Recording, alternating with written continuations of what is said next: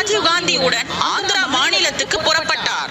அங்கு இருவரும் ஒரே விழாவில் கலந்து கொண்ட பின் ராஜீவ்காந்தியை அன்புடன் கட்டி தழுவி வழி அனுப்பிவிட்டு தமிழகம் வந்தார். டிசம்பர் 24ஆம் நாளில் தாம் மதித்து போற்றிய தலைவர்களில் மிக முக்கியமானவராக தந்தை பெரியார் அவர்கள் 14 ஆண்டுகளுக்கு முன்னர் எந்த நாளில் மறைந்தாரோ அதே நாளில் மக்கள் தலைவர் எம்ஜிஆர் அமரரானார். அண்ணாவின் இதயக்கனியாக விளங்கியவர் அண்ணா மீளத்துயில் கொண்டுள்ள அணையா விளக்கின் அருகே உள்ள கடற்கரையில் சந்தன பேழைக்குள் அடக்கமானார் எம்ஜிஆர். தாய்மார்களிடம் அவருக்கு இருந்த அன்பும் பாசமும் அளவிட முடியாததாகும். அவருடைய இல்லமான ராமவரம் தோட்டத்தில் தன் அன்னையான சத்யா தாயின் நினைவாக ஒரு ஆலயமே கட்டி வைத்திருக்கிறார்.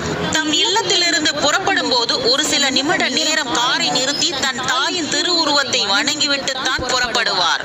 அதே போன்று தாய்மார்களை எங்கே கண்டாலும் அவர்கள் அனைவரும் தம் தாயாக எண்ணி வணங்குவதை வழக்கமாக